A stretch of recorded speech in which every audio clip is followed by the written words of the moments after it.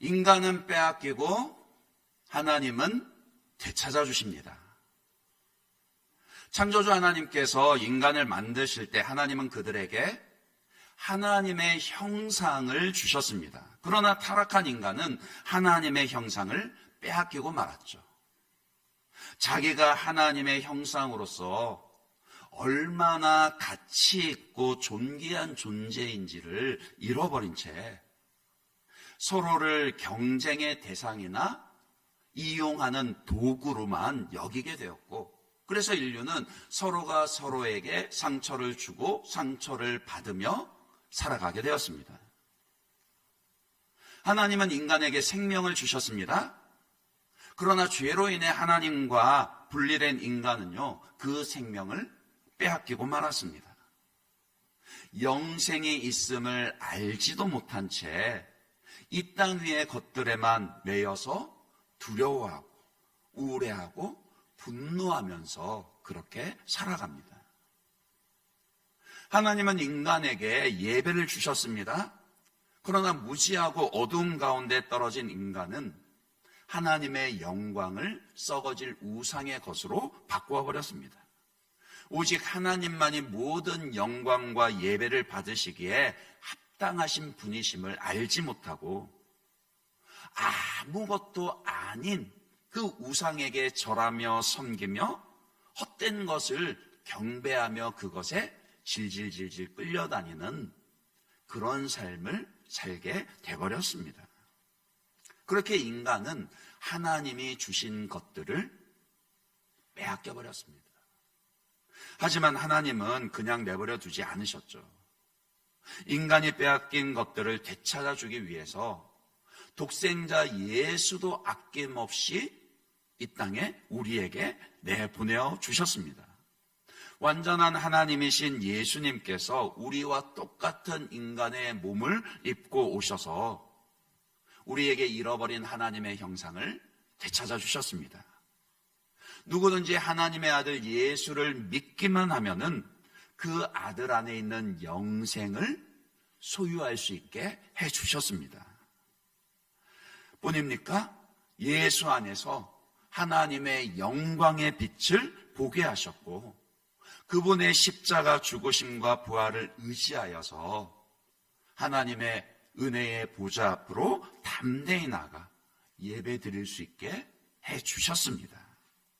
그러니까 예배 드리는 기쁨을 우리에게 되찾아 주신 것이죠. 이렇게 보면은요, 앞에서 예를 든 그 하나님의 형상과 생명과 예배뿐만이 아니라 인간이 죄로 인해서 빼앗기고 잃어버린 것들은 수없이 많은데, 근데 이런 관점에서 보니까 성경 전체가 곧 인간이 죄로 인해 잃어버린 것들을 하나님께서 되찾아 주시는 이야기더라는 거예요. 그것은 오늘 우리의 삶에도 계속되는 이야기입니다. 우리는 잃어버려도 잃어버린 줄도 모르고요, 또 알아도 되찾을 능력이 없지만, 그러나 우리 하나님은 잃어버린 것을 반드시 되찾으시는 하나님이십니다. 아멘이십니까? 오늘 말씀에서도요, 하나님의 되찾아 주심의 구조가 그대로 드러나죠. 이스라엘 백성들이 잃어버린 하나님의 언약궤를 하나님이 되찾아 오십니다.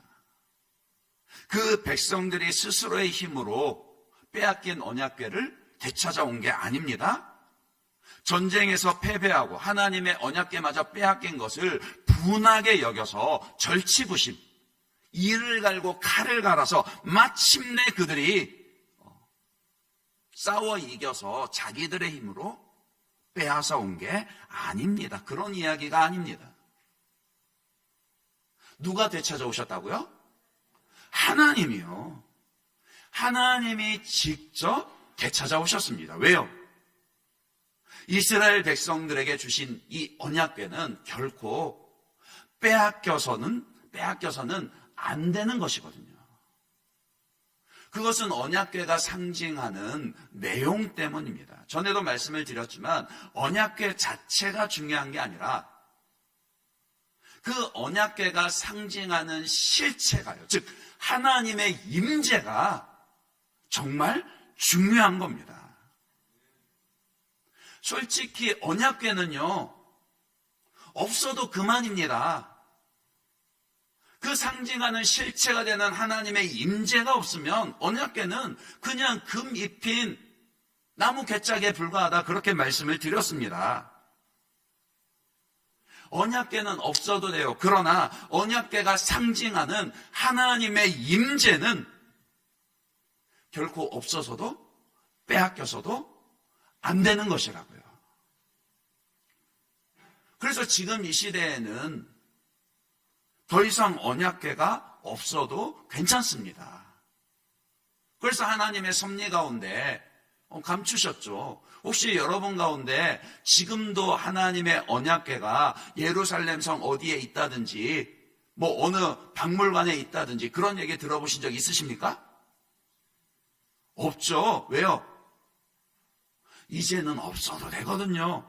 대신 언약궤가 상징하던 하나님의 임재가 예수님을 통해 이미 이루어졌기 때문입니다. 지금은 우리가 예수님을 믿고 영접함으로써 그분 안에서 항상 하나님의 임재를 누리고 경험할 수 있습니다. 그런데 구약 시대는요, 아직 아니에요. 아직 예수님께서 오시기 전이었기 때문에 하나님의 임재와 언약을 상징하는 이 언약궤가 반드시 그 백성들에게 있어야만 했습니다. 언약궤 안에 뭐가 들었죠? 아시죠? 예. 알아서 대답을 안 하시는 걸로 알고요. 예. 언약궤 안에 보면 세 가지가 들었는데 십계명 두 돌판과 만나를 담은 항아리와 아론의 쌍난 지팡이가 들어있습니다. 그리고 그 언약궤 뚜껑에는요, 금으로 만든 뚜껑이 있는데 두 천사가 서로 마주하며 고개를 숙이고 그 날개를 대고 그 위에 시은 좌요. 그러니까 하나님이 임재하셔서 은혜를 베푸시는 하나님의 보좌가 바로 그 언약궤 뚜껑 위에 있습니다. 두 돌판은 하나님의 말씀을 상징합니다. 만나는 하나님의 공급하심을 상징합니다. 아무것도 없는 광야에서도 그 백성들을 먹이신 분이 우리 하나님이시라고요. 지팡이는 하나님의 구원과 인도하심을 상징합니다. 그러니까 이 그림이 어떤 그림인지를 한번 머릿속에 그려보십시오. 시은좌, 하나님의 그 임재 아래에 그분의 말씀과 공급하심과 인도하심이 담겨 있고요. 하나님의 임재 안에서 우리는 날마다 그 은혜들을 경험하게 되는 것이라고요. 그 언약과 은혜를 생생하게 보여주는 것이, 그것이 뭐라고요? 하나님의 언약궤라고요. 그래서 이 언약궤를 빼앗겨서는 안 됩니다. 근데 문제는 뭐죠? 이스라엘 백성들의 힘으로는요, 빼앗긴 언약궤를 되찾아올 힘이, 능력이 전혀 없다라는 거예요. 그냥 그렇게 7개월의 시간이 흘러가 버렸습니다. 그러나 이스라엘 백성들은 아무것도 할 수 없었지만 빼앗긴 그 7개월 동안에 하나님께서 친히 블레셋 땅에서 하나님의 영광을 나타내 보이시고 승리를 거두셨죠. 블레셋 사람들이 섬기던 다곤신을 엎어뜨리고요, 그 땅에 전염병의 재앙을 내리셨습니다. 그래서 그 블레셋 사람들이 도무지 감당을 하지 못하겠다 하며 항복하게 되고, 자기들이 이 언약궤를 돌려보내야 되겠다, 그렇게 결정을 하도록 하나님이 친히 역사 가운데 개입하시고 빼앗긴 언약궤를 되찾아오시는 장면입니다.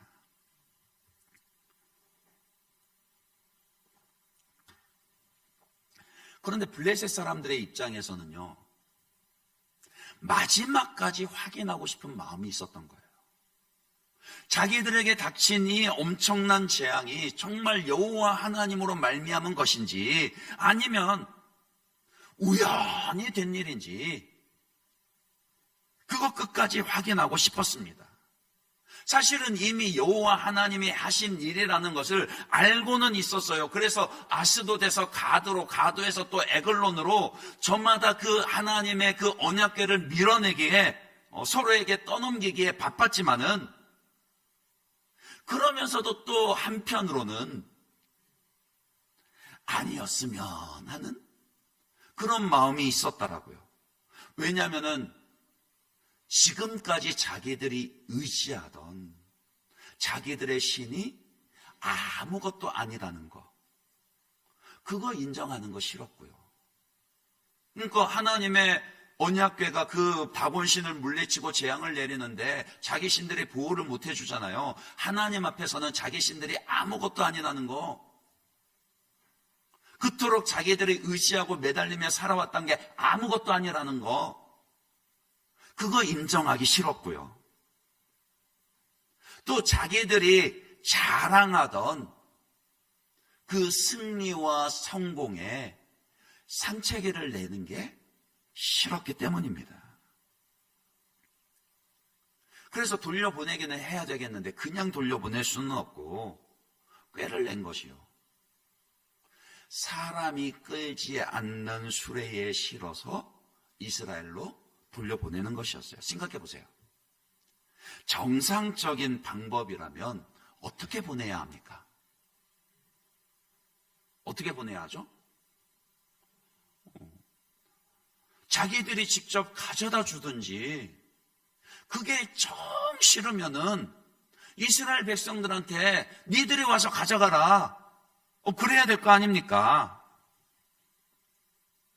하기는 싫은데 안 하면 다 망하고 죽을 것 같으니까 억지로 하려고 하니까 뭐라고요? 비정상적인 방법을 동원하는 거라고요. 새끼를 낳고서 아직 젖도 떼지 않은 암소요, 그것도 한 번도 수레를 끌어보지 않았던 암소 2마리를 데려다가 하나님의 언약궤를 실은 수레를 끌고 가게 합니다. 그리고는 그 수레가 어디로 가나 지켜보고 있죠. 만약에 그 소들이 본능에 이끌려서 떼어놓은 새끼들이 있는 곳으로 되돌아가면은 그동안 자기들에게 내렸던 재앙이 그냥 우연히 임한 것이고,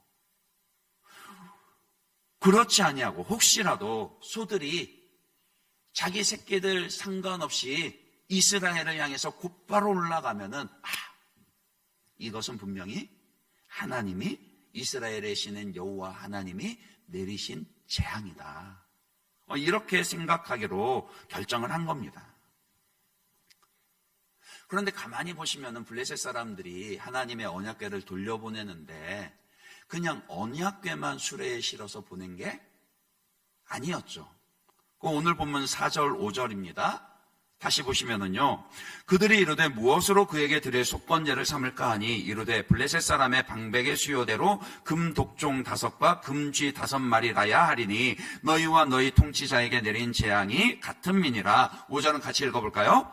그러므로 너희는 너희의 독한 종기의 형상과 땅을 해롭게 하는 쥐의 형상을 만들어 이스라엘 신께 영광을 돌리라. 그가 혹 그의 손을 너희와 너희의 신들과 너희의 땅에서 가볍게 하실까 하노라. 여기에 속건제라는 표현이 있다고 해서 속으시면 안 됩니다. 블레셋 사람들이 언약궤와 함께 무엇을 같이 보냈다라고요? 금으로 만든 독종의 형상 5과 쥐 형상 5을 만들어서 함께 보냈습니다. 왜 보냈죠? 언약궤만 돌려보내면 되는데 왜 그렇게 했죠? 달래기 위해서입니다. 누구를요? 여호와 하나님을요. 혹시라도 이 재앙을 여호와 하나님께서 내리신 게 맞다라면은 하나님을 달래서, 그제라도 하나님을 좀 달래서 자기들에게 임한 이 재앙을 돌이키거나 아니면 가볍게 하시기를 원했기 때문에요. 이것이 그들이 가진 그 신관요, 그러니까 하나님에 대한 이해, 우상을 섬기는 이방인들이 가진 그런 신관입니다. 세상 사람들에게 신이라는 것은요, 달래야 되는 존재예요. 신을 잘 달래서 내가 원하는 것을 얻어내는 대상이 바로 신입니다. 뒤에 6절에 보시면은요, 블레셋 사람들이 여호와 하나님에 대해서 전혀 몰랐던 것은 아니에요. 그들도 이스라엘의 역사를 들어서 소문으로는 알고 있었습니다. 출애굽 때에 하나님께서 어떻게 애굽을 심판하시고 어떻게 자기 백성들을 구원하셨는지에 대해서 듣기는 들었어요. 그런데 그 들은 하나님에 대해서 어떻게 생각하고 이해했느냐? 그냥 자기들이 가진 그 신관대로요, 자기들이 다곤신을 그렇게 달래며 섬긴 거와 똑같이 하나님도 그렇게 섬기면 되는 줄로 알고 있었다라는 거예요. 전해주지 않으면요, 알 수가 없습니다. 블레셋 사람들은 하나님의 언약궤를 가져갔으면서도요, 그 언약궤가 무엇인지에 대해서는 전혀 관심이 없었어요. 아니, 이런 생각도 해봄직하거든요. 다른 신들 한번 생각해 보세요. 여러분들이 아는 다른 모든 신상들 한번 생각해 보세요. 다 이런저런 그 나름대로의 신상들이 있는데 왜 유대인들은 자기들의 신이 어떤 모양인지 신상 하나 만들지 않고 이런 궤장 하나 갖다 놓고 섬기고 있을까? 이런 생각 했을 법하지 않으세요? 근데 그런 생각 전혀 하지 않고요, 그런 건 관심도 없는 거예요. 하나님의, 여호와 하나님에 대한 역사는, 소문은 들었지만 그 하나님을 알고 싶은 마음은 하나도 없는 거예요. 그냥 자기들이 여지껏 섬겨왔던 자기들의 신을 섬기는 방식 그대로 하나님에 대해서도 이해하고 생각하려 했던 거죠. 그러니까 하나님을 잘 달래서라도 지금 자기들에게 임한 이 재앙을 거두어 주시기를 원했던 것이고,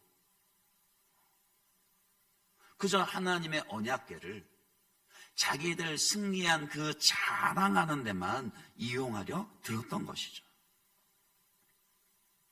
그러나 지난주에도 말씀드렸지만 우리 하나님은요, 이용당하시는 분이 아니십니다.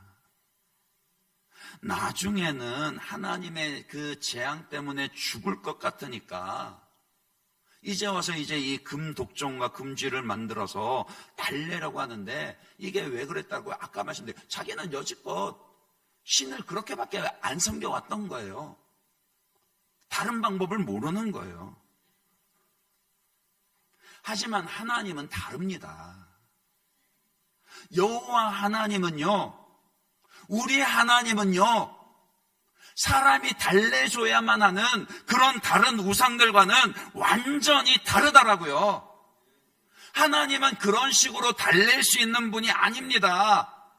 천천의 수양을 드린들 아니면 억만금을 드린다 한들 하나님 달랠 수 있겠습니까? 아니요. 그런 것에 하나님 눈 하나 끔뻑하지 않으십니다. 하나님의 진노를 잠재우고 달랠 수 있는 분은요, 오직 한 분, 예수님 뿐이십니다. 그렇게 보면은 하나님은요, 스스로 달래시는 분이세요. 인간이 잘 달래서 이용할 수 있는 그런 분이 아니라고요. 우리는 그저 하나님께서 보내주신 예수님을 믿고 그분 안에서 그 임박한 진노와 심판을 피하고 하나님 베푸시는 은혜를 누릴 뿐입니다. 우리가 힘써 전도하는 하나님을 알게 해야 하는 이유가 바로 여기에 있습니다. 세상 사람들은요, 세상의 사랑은 한마디로 말하면 기브 앤 테이크죠. 사랑을 하면서도 나한테 얼마나 이익이 되나 이거 계산하고 있더라고요. 그러나 하나님의 사랑은 어떻죠? 그럼에도 불구하고의 사랑입니다. 아무런 자격도 없고 대갚아드릴 능력도 전혀 없지만 그럼에도 불구하고 하나님께서 먼저 우리를 사랑하셨습니다. 그러니까 이 사랑을 받은 자들이 전해주지 않으면요, 세상 사람들은 도무지 알 수가 없다라니까요. 아니, 그들도 사랑을 이야기하죠. 사랑을 노래하죠. 하나님이 사랑하신다라는 것도 소문은 들어서 알긴 합니다. 교회 다니는 사람들은 사랑해야 한다라는 거 우리보다도 세상 사람들 더 잘 알기도 합니다. 그런데 뭐라고요? 그 사랑을 하나님이 우리를 사랑하신 방법 그대로 이해하는 게 아니라 자기들의 방법대로요. 기브 앤 테이크에 그런 자기들이 해왔던 방식에 맞추어서 이해하고 왜곡한다라는 거예요. 그러니까 이렇게 6월 20일 이웃초청 사랑잔치로 날을 정하고 함께 전도에 힘쓰는 겁니다. 이렇게까지 말씀을 드렸는데 작정을 안 하시면 아니 되십니다. 하나님을 알아야 하고 하나님의 사랑을 제대로 알아야 할 이웃들이 우리 옆에 있습니다. 그러니 다 한마음으로 함께 작정하시고 또 전도하는 일에 모두 동참하시는 우리 예일교회 성도 여러분 되시길 바랍니다. 그런데요, 전도를 하다 보면은요, 그 사람의 그 영혼을 구원하는 그런 큰 은혜도 있는데요, 내게도 더 큰 은혜가 있어요. 세상 사람들이 알게 하기 전에 먼저 내가 더 확실하게 알게 됩니다. 나 증거하지 않으면 그 사랑 모르리. 그 찬송가 가사처럼요. 전하지 않으면 나도 모르는 새 나의 신관이요. 그러니까 내가 하나님에 대해서 이해하는 게 성경에서 가르친 그대로 하나님을 이해하는 게 아니라 세상의 방식에 영향을 받아서 그렇게 하나님을 이해하고 그렇게 하나님의 사랑을 기브 앤 테이크로 계산하고 있을 수 있다라니까요. 평소엔 잘 몰라요. 근데 전도를 하다 보면은요, 하나님을 알지 못하는 사람들에게 하나님을 전하다 보면, 그들에게 하나님의 사랑을 전하다 보면은 내가 나도 모르는 새 저 사람과 똑같이 하나님을 왜곡하고 오해하고 있었구나라는 것을 성찰하게 되고 깨닫게 됩니다. 그래서 전도를 하면서 회개하게 되고 내가 하나님에 대한 이해를 더 올바르게, 그리고 또 하나님을 더 깊이 알아갈 수 있는 기회를 가지게 된다라고요. 그것 때문에라도 우리는 전도해야 하고, 전도하면서 우리가 가진 하나님에 대한 이해를 계속해서 올바르게 고쳐 가야 합니다.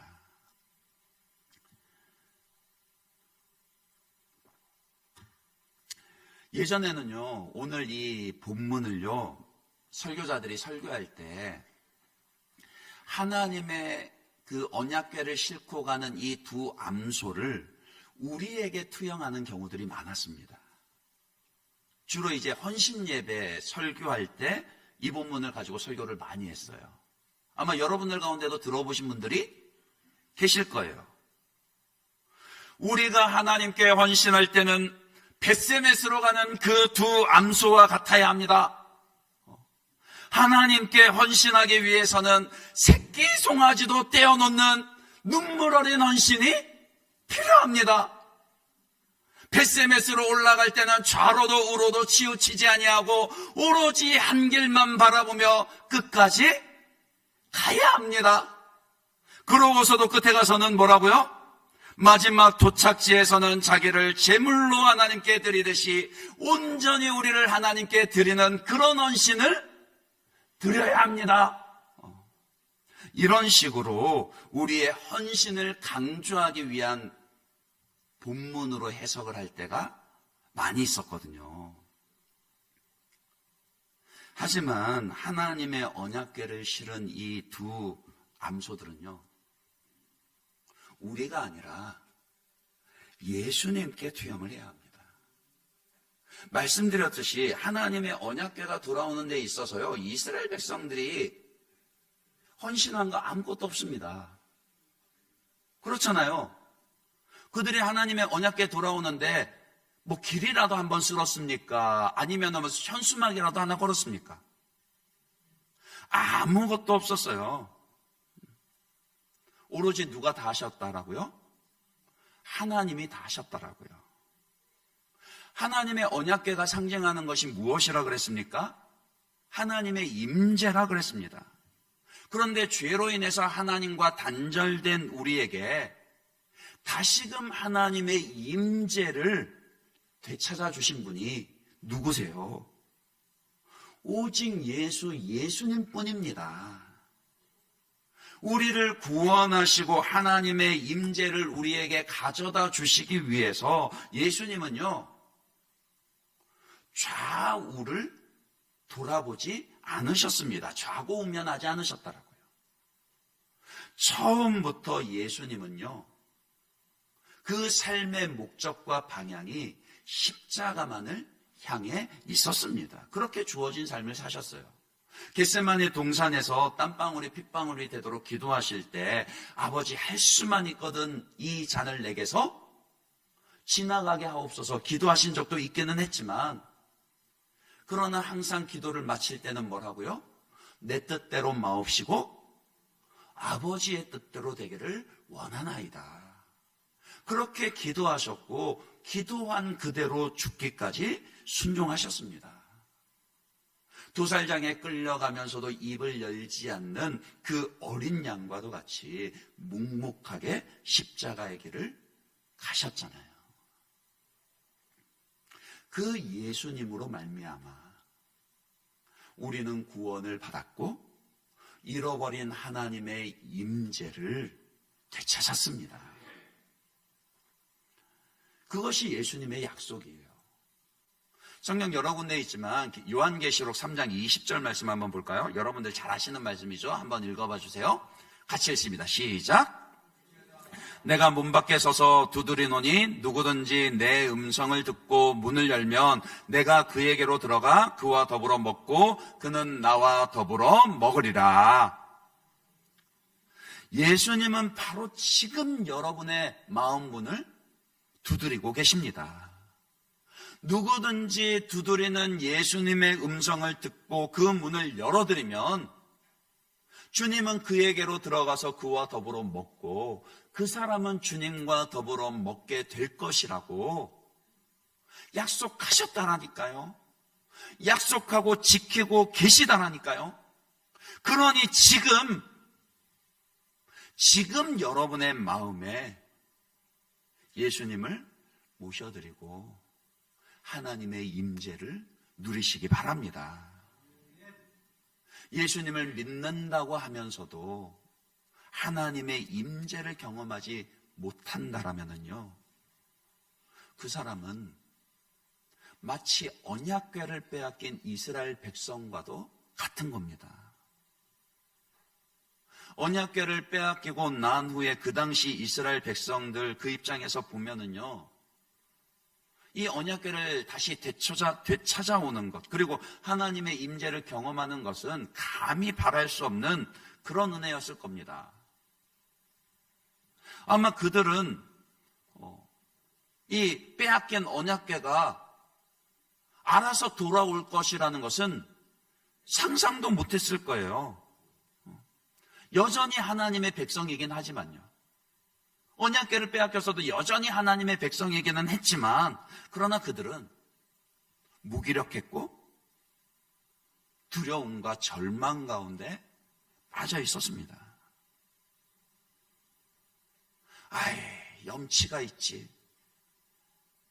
하나님의 언약궤마저 지키지 못하고 빼앗겼는데 내가 무슨 하나님께 다른 것을 구할 수 있나? 그러지 않았겠습니까? 그러니까 반대로 생각을 하면은요, 우리 신앙의 능력이요, 우리 신앙생활의 능력이 바로 여기에 있습니다. 우리가 능력 있는 신앙생활을 하는 비결이 바로 여기에 있습니다. 예수 안에서 거룩하신 하나님과 동행하는 거죠. 하나님의 임재를 경험할 때, 그때 우리 신앙에 활력이 돌게 되고 신앙생활의 능력을 나타내게 됩니다. 슬픔이 기쁨으로 바뀌게 되고요, 두려움이 소망으로 바뀌게 되고요, 고난을 이기고 인내할 수 있게 되며 주님 주시는 그 평강 가운데 기쁨과 찬송을 누리게 됩니다. 예수를 믿으면서도 아무런 능력이 없는 그런 신앙생활을 하시겠습니까? 아니면은 나를 변화시키시는 그 능력을 경험하면서 하나님의 영광을 나타내시는 그런 신앙생활을 하시겠습니까?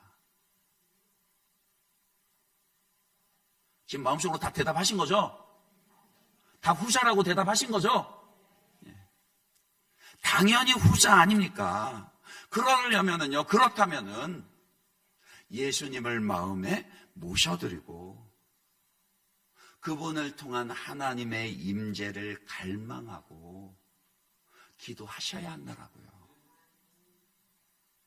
오늘 여러분은 무엇을 놓고 기도하셨습니까?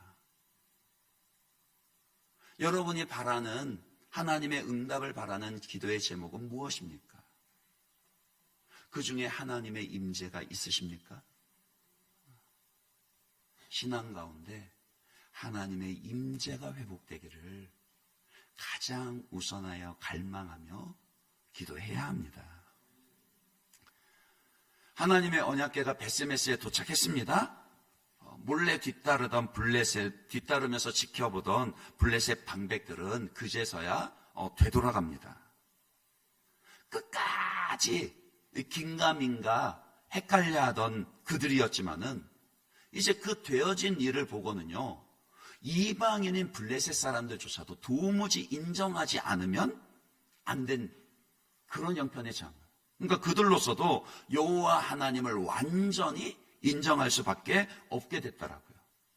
그러니까 그들의 생각처럼 젖먹이 새끼를 떼어놓은 암소들이 울면서도 누가 억지로 끌지 않는, 그러면서도 한 번도 가보지 않은 그 길을 돌이키지 않고 끝까지 갔다라는 것은 누가 보더라도 뭐라고요? 하나님이 아니고서는 도무지 설명할 수가 없었거든요. 그러니까 이것처럼 하나님은요, 지금도 하나님 자신을 나타내 보여 주십니다. 블레셋 방백들처럼 이방인들도 부인할 수 없을 만큼 확연하게 하나님 자신을 알게 하십니다. 그러나 믿음이 없으니까요. 믿음이 없고 예수님을 영접하지 못하니까, 야, 이게 분명히 하나님이 하신 일이야 인정은 하면서도 그 하나님께 돌이키지를 않습니다. 예수를 믿지 않으면 하나님께 나올 수 없기 때문인 거죠. 반면에 베세메스 사람들은 어땠습니까? 그 블레셋 국경에 가까이 있는 이스라엘의 베세메스 사람들은 어땠습니까? 하나님의 언약궤가 돌아온 것을 보고는요, 기뻐합니다. 잃어버린 기쁨을 회복하게 됐다라고요. 도대체 이 일이 어떻게 된 것인가? 궁금할 법도 하고 그것부터 따질 법도 한데요. 근데 이 사람들은 가장 먼저 한 일이 하나님께 제사 드리는 것, 즉 하나님을 예배하는 것이었습니다. 이것을 적용하면 예수님을 통한 하나님의 임재가 회복될 때, 그때 진정한 예배도 회복됩니다. 아니, 예배에는 반드시요, 하나님의 임재가 있어야 한다라고요. 여러분이 매주일 예배 그냥 들으실 게 아니라 예배를 위해서 중보하시고 기도하실 때 반드시 우리의 예배 가운데 하나님의 임재와 영광이 임하도록 기도하셔야 한다라고요. 11시 땡 맞춰서 오지 마시고요.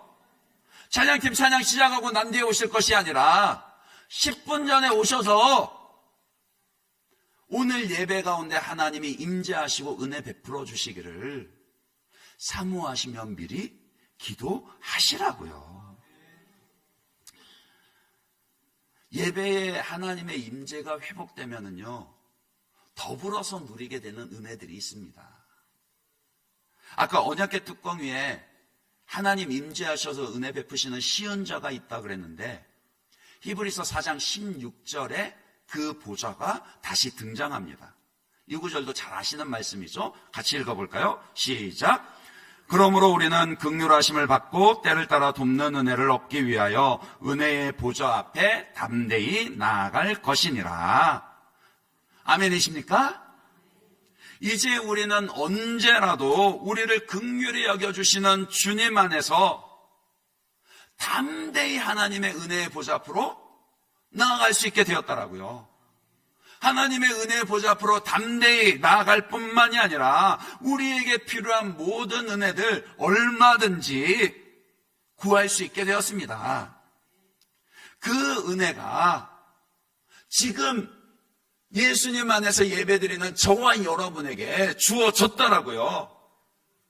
그 진리를 믿는다라면, 그 약속을 믿는다라면 이 시간 하나님께 구하지 못할 것이 무엇이겠습니까?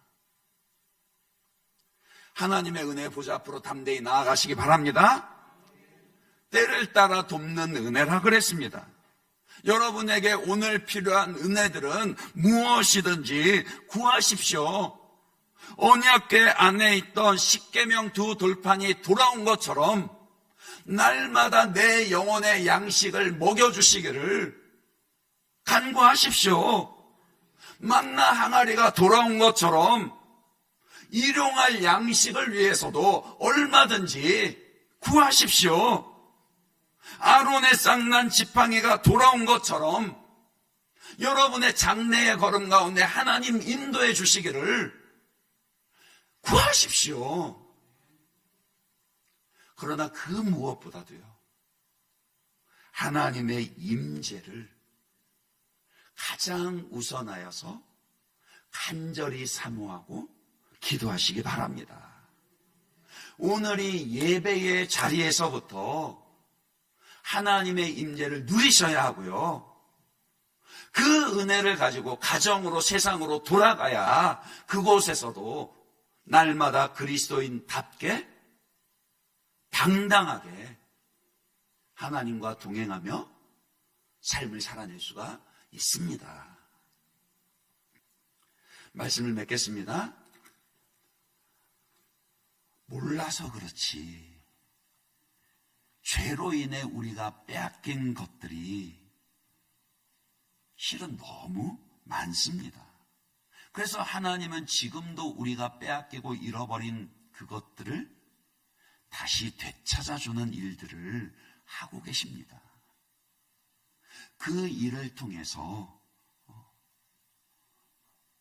하나님의 하나님 되심을 나타내 보여주시고, 그 하나님으로 우리가 기뻐하게 하시고 하나님의 영광을 선포하게 하십니다. 우리가 되찾아 누려야 할 것들 많이 있지만 그 중에서도 가장 값지고 귀하고 우선적인 것이 바로 하나님의 임재입니다. 왜냐하면 우리 중에 누구도 하나님의 임재가 없이는 그리스도인답게 살 수가 없고 진정한 예배도 회복할 수 없고 더불어 주시는 기쁨과 평강과 능력의 다른 은혜들도 경험할 수 없기 때문입니다. 그래서 하나님의 임재가 먼저라고요. 그러나 너무 감사한 것은 벳세메스로 가는 암소들이 빼앗긴 하나님의 언약궤를 다시 가져왔듯이 하나님의 어린 양 예수께서 저와 여러분에게 잃어버린 하나님의 임재를 되찾아 주셨습니다. 빼앗겨서 누리지 못하는 것도 너무 억울한 일이지만 이미 되찾았는데도 깨닫지 못해서 누리지 못한다면 그것보다 더 억울한 일이 어디에 있겠습니까? 지금 여러분이 어떤 형편, 어떤 자리, 어떤 답답한 일을 만났다 할지라도 가장 먼저 구할 것은 예수 안에 있는 하나님의 임재입니다. 예수 안에서 그 은혜를 날마다 누리시고 경험하시는 그런 저와 여러분 되시기를 주님의 이름으로 축원합니다. 이 시간 우리 주신 말씀 생각하면서 이 찬양 고백하고 기도하겠습니다. 말씀드린 것처럼 찬양하실 때 잠시 개인적으로 기도하시면서 주님, 제가 누구에게 이 복음을 먼저 전해야 할까요? 가정에 믿지 않는 가족들, 이웃에 살고 있는 이웃 주민들, 자주 가는 단골집의 사장님, 늘 엘리베이터를 이상하게 같이 타게 되는 그분요. 기도하시면 누구라도 성령님께서 떠오르게 하실 겁니다. 그 기도하시고 그분들을 이제 마음에 품고 작정하시고 그분들에게 복음을 전할 수 있도록 기도하시고 또 하나님 앞에 기도하는 가운데 주의 성령의 능력을 힘입어 그들을 초청할 수 있도록 하나님 도와주십시오. 이런 마음으로 작정하시면 좋겠습니다. 혹 이 시간에 다 작정을 못 하시더라도 가져가셔서 그렇게 꼭 기도하시면서 한 번도 빠짐없이 이 전도하는 일에 동참해 주시기를 바랍니다.